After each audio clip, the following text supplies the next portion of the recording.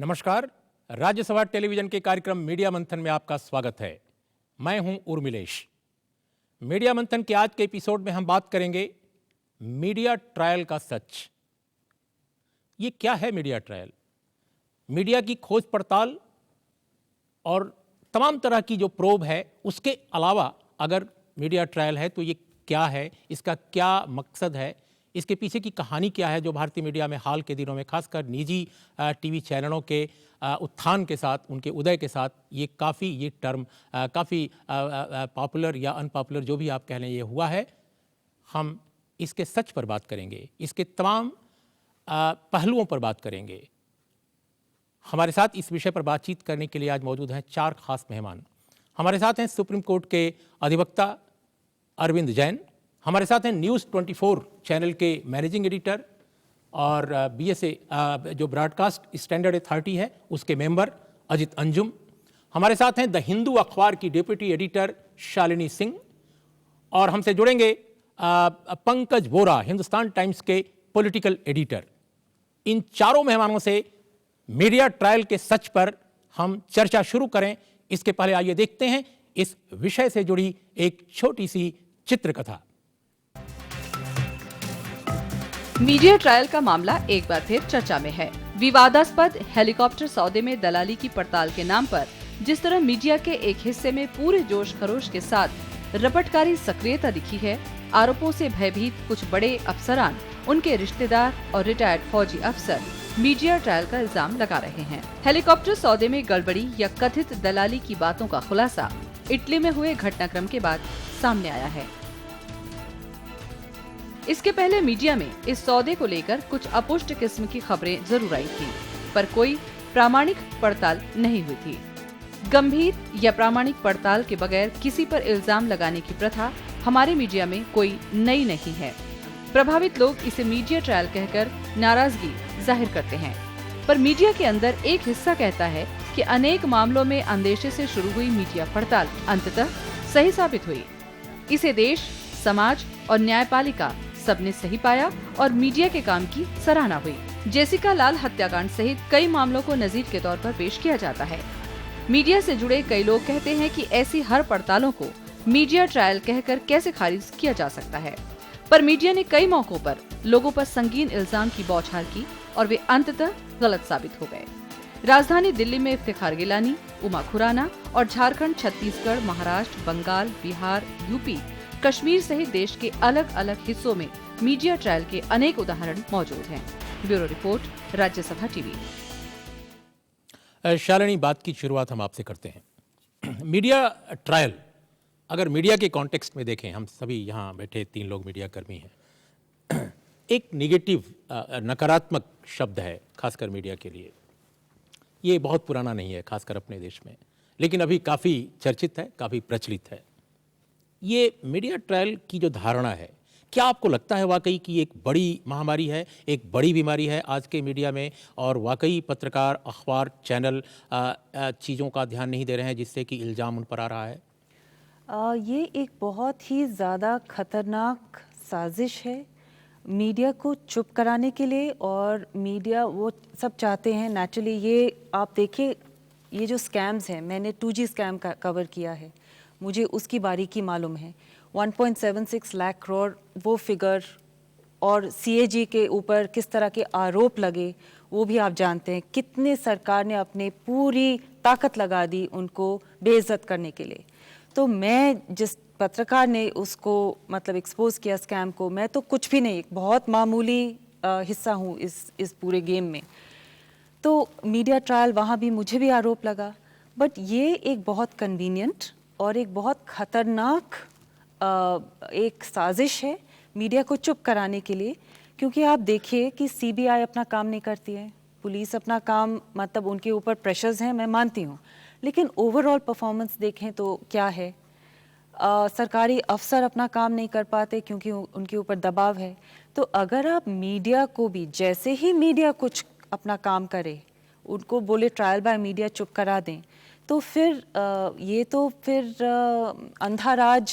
अजित, शालिनी कह रही हैं कि ये मीडिया के खिलाफ एक साजिश है, एक ऐसी साजिश जिसमें मीडिया कोई पहल ना करे, कोई इनिशिएटिव न ले, चुप हो जाए, प्रेस रिलीजों का केवल एक पर्यायवाची बन जाए मीडिया, ये इनका ये कहना है। आप इससे सहमत हैं क्या? बिल्कुल सहमत हैं, और मैं इसमें कुछ जोड़ूंगा कि जैसे शालिनी ने CWG की बात की। अगर आपको याद होगा कि CWG के समय मीडिया ट्रायल का न सिर्फ आरोप लगाया, बट कुछ चैनल पर मुकदमे की धमकी दी। और आप पूरा सीरीज पिछले 5 सालों से देखें कि कौन लोग हैं जो मीडिया ट्रायल की बात करते हैं। मुंबई में जब बड़ी घटना होती है, जब गृह मंत्री के खिलाफ चैनल पर खबर चलती है, तो मीडिया ट्रायल। और CWG के समय जितने लोग फंसे, सबने कहा मीडिया ट्रायल। और नतीजे आप देखें कि सब में साबित हुआ कि कल्प्रिट थे, दोषी थे, भ्रष्टाचार में लिप्त थे। इससे बड़ा एग्जाम्पल नहीं हो सकता CWG का मुख्य कल्प्रिट भी मीडिया ट्रायल का इल्जाम लगा। लेकिन अजीत, इसमें कई जो मामले आप ले रहे हैं, इसमें कोर्ट का फैसला अभी नहीं आया है। पंकज बोरा से हम पूछते हैं। पंकज जी, आप क्या कहना चाहेंगे इस पर? देखिए, मेरा नजरिया थोड़ा सा इसमें अलग है कि जो है कि मीडिया को पूरा अख्तियार है कि कोई भी जो घोटाला हो, कोई भी चीज हो, उसको एक्सपोज करे, उसको लोगों के सामने, पाठकों के सामने, व्यूअर्स के सामने उन चीजों को रखे। लेकिन मीडिया का ये काम नहीं है कि किसी को ऊपर इंसिनुएट करे कि जब तक कचहरी का फैसला ना आ जाए कि ये लोग दोषी हैं। हाँ, आरोपी जिनके ऊपर आरोप लगता है उनको एज अ आरोपी दिखाए, उनको किसी भी तरह से एज अ दोषी नहीं दिखाना चाहिए कि दोष देने का या ये किसी को गिल्टी ठहराने का काम जो है सिर्फ कचहरी का काम है। मीडिया को सिर्फ अपने तथ्य और जो फैक्ट्स हैं उनको सामने लाना चाहिए, उनको ठीक ढंग से रखना चाहिए, और ये रखते समय इस चीज़ का पूरा ध्यान रखना चाहिए कि जो नियम है, जो लॉ है, जो सिस्टम है, जो विषय है जिसको कवर कर रहे हैं, उसके बारे में पूरी जानकारी होनी चाहिए।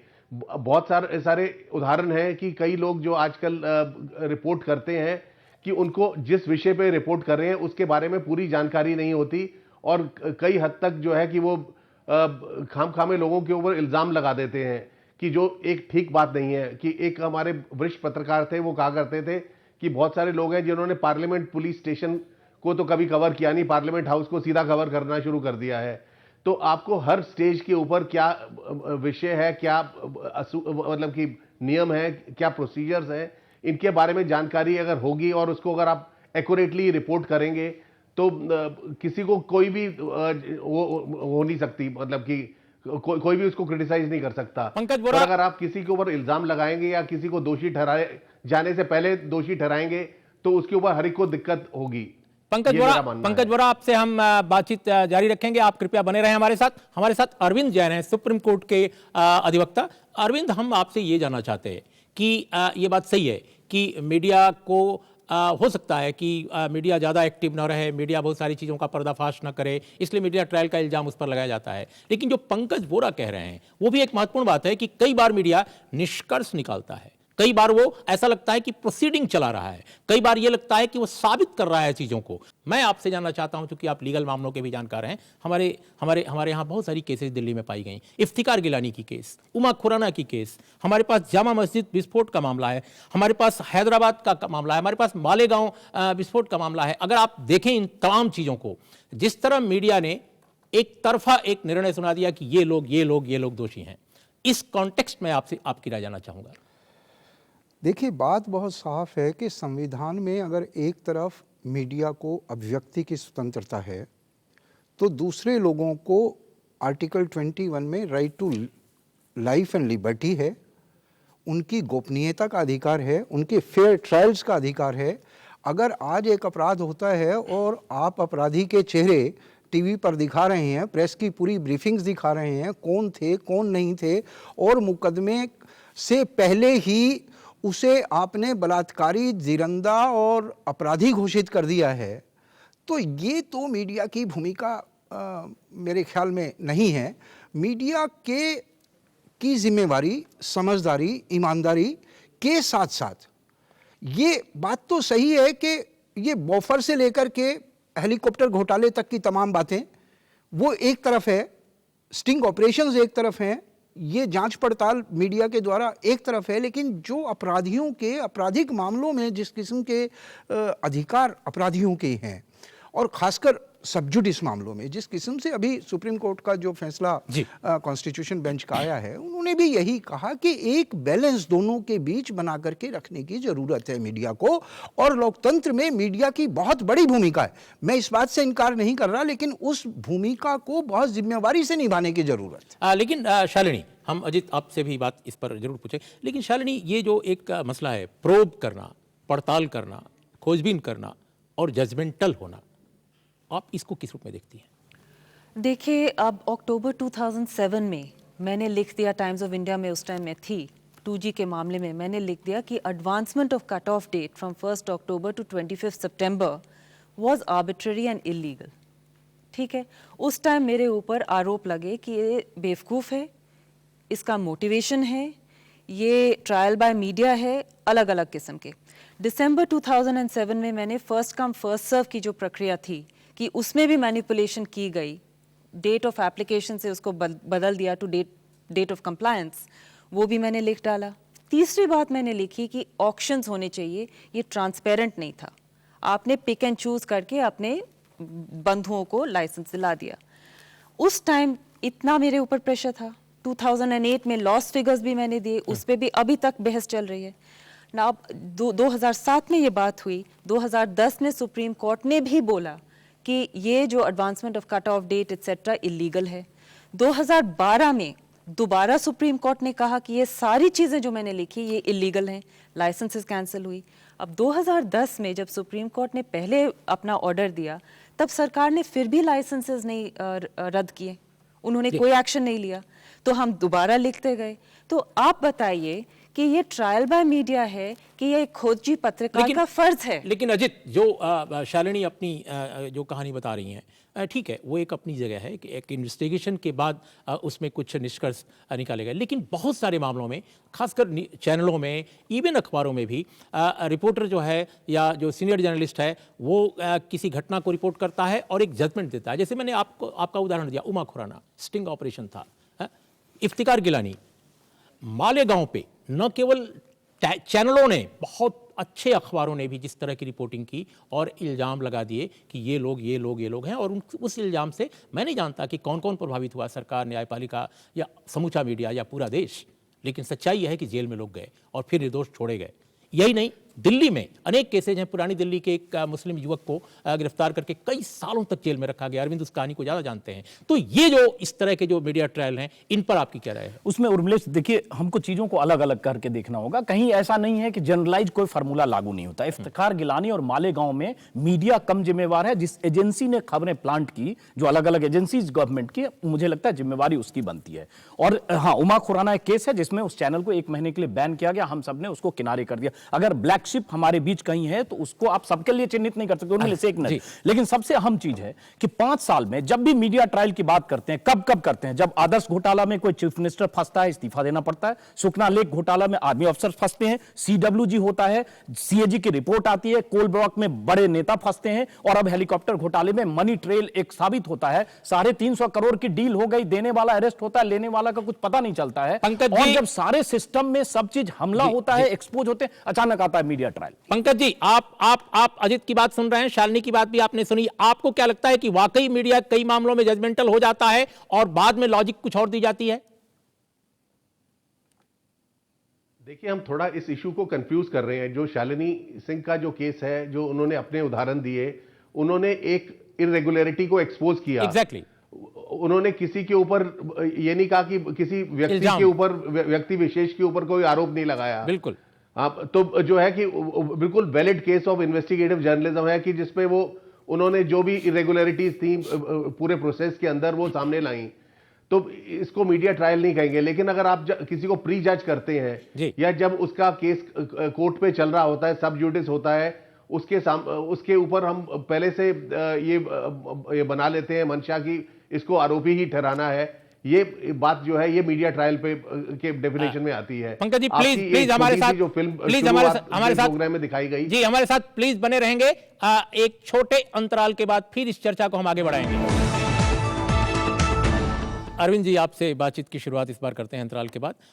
और अजित ने एक बड़ी महत्वपूर्ण बात कही, और ये गौरतलब है इसलिए कि इस पर सबको विचार करना चाहिए। हमारे देश में थाना से लेकर के और पुलिस कमिश्नर का दफ्तर, बड़े नौकरशाह के दफ्तर से लेकर पंचायत प्रमुख का जो ऑफिस है, घर है, वहाँ तक एक चीज़ ज़रूर देखी जाती है जर्नलिज्म में कि बहुत सारी कहानियाँ, बहुत सारी चीज़ें जर्नलिज्म के थ्रू, पत्रकारों के थ्रू, अखबारों और चैनलों के थ्रू सामने ला दी जाती हैं। ब्रिटेन में या दुनिया की जो सभ्य लोकतांत्रिक और समृद्ध लोकतंत्र जहाँ है, आमतौर पे वहाँ होता यह है कि अगर कोई केस चल रही है तो एक लेवल तक ही फॉलोअप होता है या जांच होती है। इसके बाद अगर सब जुडिस मामला हो गया तो वहाँ की पुलिस, वहाँ की एजेंसी भी प्लांट नहीं कराती हैं, कोई लीक नहीं करती हैं आमतौर पे।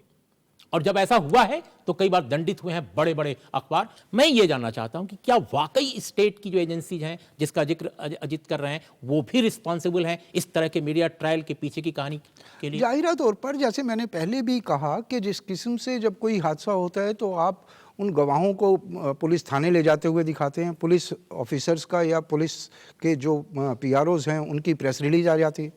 वो सारी की सारी चीज़ें तो आपको फीड कर रहा है, आईबी फीड कर रहा है, सीबीआई फीड कर रहा है, पुलिस फीड कर रही है। वो सारे के सारे चेहरे आप पहले से दिखाई दे रहे हैं।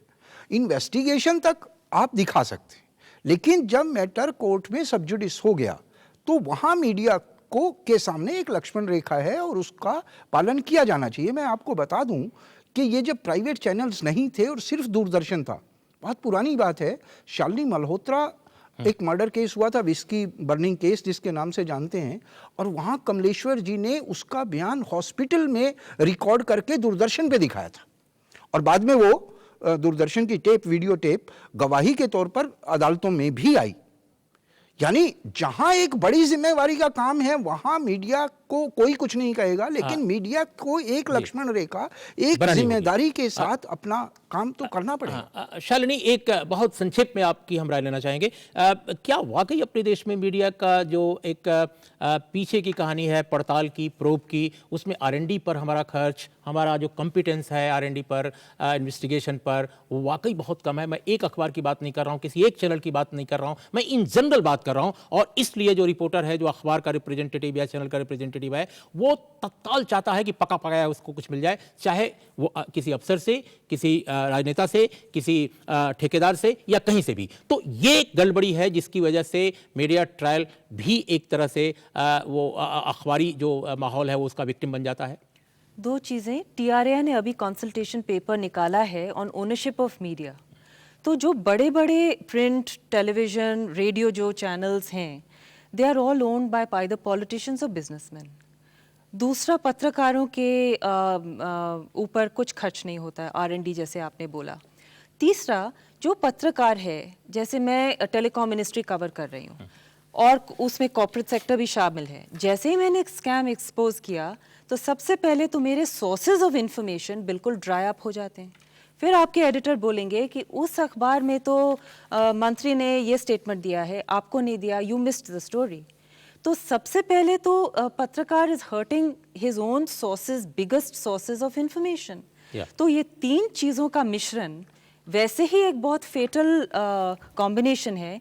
And I think if we have even 20-25 investigative journalist left in the country, तो ये बहुत ही बड़ी बात है पंकज इस जी। माहौल में। पंकज जी, ये शालिनी ये कह रही हैं कि किस तरह से हमारे यहाँ कई बार विक्टिम बन जाते हैं पत्रकार और अखबार और चैनल भी। आपका क्या अनुभव है? आपने वर्षों, कई दशक क्राइम रिपोर्टिंग से लेकर पॉलिटिकल रिपोर्टिंग की है, पार्लियामेंट की रिपोर्टिंग की है। क्या वाकई हमारे यहाँ ये जिसे हम प्लांट कहते हैं बहुत ही चलताऊ भाषा में, ये भी एक कहानी है जिसकी वजह से मीडिया ट्रायल करने लगते हैं? बहुत सारी जो इन्वेस्टिगेटिव स्टोरीज, देखिए बहुत सारी जो इन्वेस्टिगेटिव स्टोरीज छपी हैं कई सालों में अखबारों में, टीवी चैनल्स में, उनमें बहुत सारी स्टोरीज इसलिए छपती हैं कि एक स्ट्रक्चर्ड तरह से उसकी जानकारी करके कॉमर्शियल इंटरेस्ट और कॉर्पोरेट इंटरेस्ट या प्राइवेट इंटरेस्ट लेकर उनको प्लांट करते हैं बहुत स्ट्रक्चर्ड मैनर में, जो किसी भी इंडिविजुअल के लिए उस तरह की तहकीकात करना कई बार मुश्किल होता है। ये सब तो होते ही हैं। तो मतलब कि ये जो है मीडिया अपने आप को इन चीज़ों से एब्जॉल्व नहीं कर सकता। लेकिन जो मेन चीज़ जो मैं कह रहा हूँ, जो मीडिया ट्रायल का जब इशू आता है, आपकी जो छोटी फिल्म आपने दिखाई थी शुरुआत में, उस पर आपने जेसिका लाल का केस का उदाहरण दिया था। अब जेसिका लाल केस में जब ट्रायल, जब ये हाई कोर्ट पे जब पहुंची, ये मनु शर्मा जब एक्विट हो गए थे, और उसके बाद जो है कि इंस्टेड ऑफ की जो एविडेंस ऑन रिकॉर्ड थी, जो कचहरी के सामने मटेरियल था उनको उसको नजरअंदाज करके जो है पूरे मीडिया ने ये ठान लिया था कि किसी भी तरह जो मनु शर्मा को और जो बाकी एक्यूज्ड हैं उनको दोषी ठहराना ही ठहराना है। मैं ये नहीं कह रहा कि वो लोग आरोपी मतलब कि दोषी हैं या नहीं है, वो बात अलग है, लेकिन जिस तरह से मीडिया ने अनइन्फॉर्म्ड जो रिपोर्टाज की थी, चाहे टेलीविजन चैनल्स में चाहे अखबारों में, जी पंकज जी हमारे पास अनजस्टिफाइड थी, वो against tenets of law and. जी पंकज जी हमारे पास वक्त बिल्कुल कम है, हम बिल्कुल अंतिम क्षणों में है इस चर्चा के। अरविंद से हम पूछेंगे, अरविंद आप एक अधिवक्ता के तौर पे, एक लेखक के तौर पे क्या कहेंगे? अगर मैं किसी अखबार या चैनल की बात केवल नहीं कर रहा हूं, लेकिन बड़े अखबार ने अगर नो वन किल्ड जेसिका ये इस हेडिंग के साथ अगर वो कहानी ना छापी होती, दूसरे अखबारों ने भी फॉलो ना किया होता और बहुत सारी जो उसके बाद जो एक्टिविज्म हुआ, तो शायद स्थिति उस कहानी की कुछ और होती। मैं एक चीज ऐड करूंगा, प्रियदर्शनी मट्टू कांड, लोअर कोर्ट से क्विटल, हाई कोर्ट से फांसी और सुप्रीम कोर्ट में उम्र कैद, वो उसमें भी मीडिया की भूमिका बहुत अहम थी। ऐसे भी बहुत सारे केसेज हैं जहां बावजूद इसके कि सुप्रीम कोर्ट से सजा हुई है और बंदा जेल में नहीं है, और तब मीडिया ने जब चौथी दुनिया में रिपोर्ट किया सुधा गोयल मर्डर केस, तब वो पकड़े गए। तो एक नकारात्मक भूमिका है, एक सकारात्मक भूमिका है, चाहे वो प्रियदर्शन मट्टू की हो, चाहे वो जसिका लाल के केस में हो, चाहे वो शालिनी मल्होत्रा में हो, चाहे वो सुधा गोयल में हो। लेकिन सवाल ये भी है कि आज जिस किस्म से मीडिया ने लेकिन अरविंद, हम अजित किया है, अजित ये क्या कहानी है कि भारतीय मीडिया में जो अगर मीडिया ट्रायल के शिकार इक्का दुक्का बड़े राजनेता या बड़े नौकरशाह कई बार और कुछ कभी कभी कोई उद्योगपति भी हो जाता है, वो बहुत चिल्लाते हैं कि मीडिया ट्रायल हो रहा है, मीडिया ट्रायल हो रहा है। कई बार प्रोब भी होती है, कई बार पड़ताल भी होती है, लेकिन फिर भी मीडिया ट्रायल उसको ब्रांड कर दिया जाता है। लेकिन जो इस देश के बहुत सारे आदिवासी इलाकों के आदिवासी हैं, दलित हैं, अल्पसंख्यक समुदाय के लोग हैं, चाहे वो संजारपुर का मामला हो, आजमगढ़ का, या दरभंगा के कसैला का मामला हो, इन लोगों पर मीडिया कभी रहम नहीं खाता और उन पर स्टेट एजेंसीज के जरिए जो कुछ कहानी कह दी जाती है, एक शुरू हो जाता है ट्रायल और कहीं कोई खोजबीन नहीं होती है। दुर्भाग्य से जो आप कह रहे हैं उसमें बहुत कुछ सच हो सकता है उर्मिलेश जी, कि छोटे शहरों में बहुत ऐसी जगहों पर हो सकता है कहीं सरकारी मशीनरी, पुलिस या एजेंसीज के शिकंजे में कुछ लोग आते होंगे, कुछ खबरें प्लांट होती होगी और मीडिया ट्रायल या खबरों का हिस्सा बन के हो सकता है उनका नुकसान होता होगा। लेकिन छोटे शहरों में, शालिनी, मैं छोटे शहर की बात अजित नहीं कर रहा हूं, दिल्ली में अगर कोई नौजुवक अल्पसंख्यक समुदाय का 10 साल से अधिक, 15 साल के आसपास जेल में रहता है, लेकिन उसमें मीडिया ट्रायल रेस्पॉन्सिबल नहीं है, उसमें स्टेट और पुलिस रेस्पॉन्सिबल है उर्मिलेश जी। लेकिन दोनों चीजों को हमको अलग अलग करके देखना होगा। अरविंद, छोटे-छोटे अपराधों में न्यायिक मामलों के हिसाब से आप बताएं, क्या वाकई अगर मीडिया कहीं से प्लांट हो रहा है, चाहे किसी एजेंसी से हो रहा है या किसी भी और ऑर्गेनाइजेशन से हो रहा है, सरकारी हो या गैर सरकारी, क्या मीडिया की भूमिका नहीं है कि खोजबीन करता उस पर? देखिए, ये बात तो बहुत साफ है कि मीडिया इस वक्त, ऐसा कोई मीडिया नहीं है जो निस्वार्थ रूप से समाज सेवा का काम कर रहा हो। वो तो हो एक नहीं बात। सकता। दूसरी बात, जो समाज के गरीब तबके हैं, जो शोषित, उत्पीड़ित और दमित हिस्से हैं, वहां कैमरा की नजर ही नहीं जाती। तीसरी बात, उनका इल्जाम भी मीडिया ट्रायल का नहीं है, मीडिया ट्रायल का इल्जाम इन्हीं लोगों का है जिनका हम जिक्र कर रहे हैं। जब हेलीकॉप्टर घोटाला और आदर्श घोटाला और सीडब्ल्यूजी येदियुरप्पा और रेड्डी ब्रदर्स का भी इल्जाम है कि मीडिया ट्रायल। लेकिन शालिनी, आप ये बताएं, ठीक है अजित जो कह रहे हैं उसमें एक हकीकत है कि मीडिया ट्रायल का आरोप जो है वो आमतौर पे बड़े लोगों की तरफ से लगता 20 दिन उनके खिलाफ, लेकिन जो बेजुबान लोग हैं, जो निर्दोष लोग हैं, जो भारत में मीडिया की ट्रेडिशन रही है कि लोग समझते थे कि कोर्ट जाने में बहुत पैसा लगेगा, बहुत मुश्किल होगी, सरकार तक पहुंचना बहुत मुश्किल है, गांव और कस्बों और छोटे शहरों के लोग समझते थे, वो सबसे पहले अखबार के दफ्तर में जाते थे और कहते थे कि यहां से मेरी बात जरूर सामने आएगी। अब लोगों ने जाना कम कर दिया है, छोड़ा तो नहीं है, रिसोर्सेज नहीं है। दूसरा, अगर मैं एक इन्वेस्टिगेटिव, बहुत ही बड़ी इन्वेस्टिगेटिव न्यूज़ के चैनल पे दूं और दूसरी तरफ करीना कपूर की शादी हो रही है, तो 90% तो लोग वहां जाएंगे, तो टीआरपीस का भी चक्कर है। तो एक तो रिसोर्सेज नहीं दिए जाते to listen to the marginalised, दूसरा powerful business houses and politicians are controlling the agenda because they own the powerful media.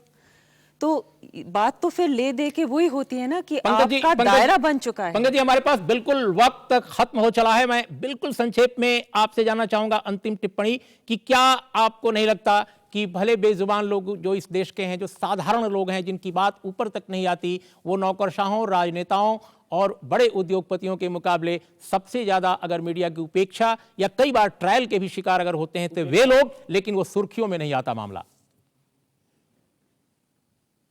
नहीं, देखिए आपकी बात बिल्कुल सही है कि ओप्रेस लोगों के ऊपर उतनी अटेंशन नहीं दी जाती जितनी देनी चाहिए थी।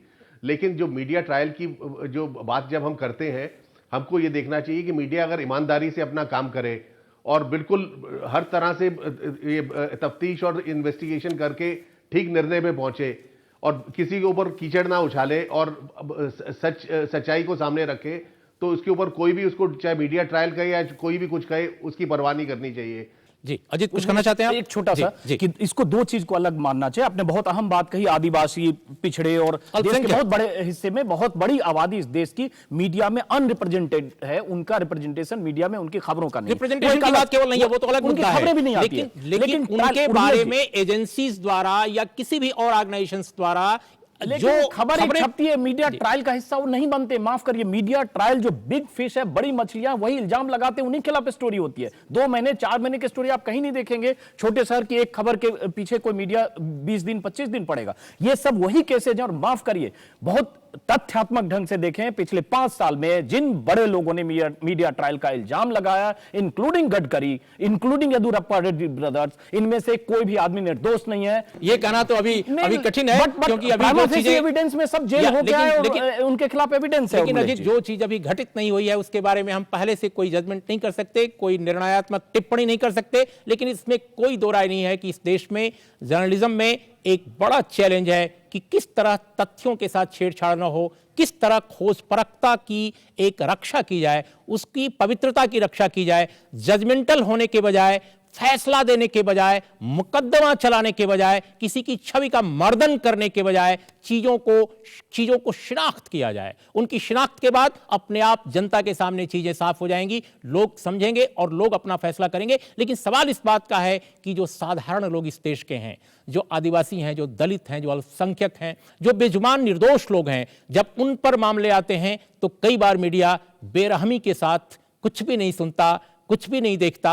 और कई बार एजेंसीज के कहने पर, जिसकी चर्चा अरविंद जी ने की, अजित ने भी की, कई बार ऐसी कहानियां सामने आ जाती हैं, प्लांट हो जाती हैं कि बेगुनाह कई साल तक जेलों में रहते हैं और मीडिया ट्रायल अपना काम कर चुका होता है। इन शब्दों के साथ आप सभी चारों मेहमानों का बहुत बहुत धन्यवाद इस शो में पार्टिसिपेट करने के लिए।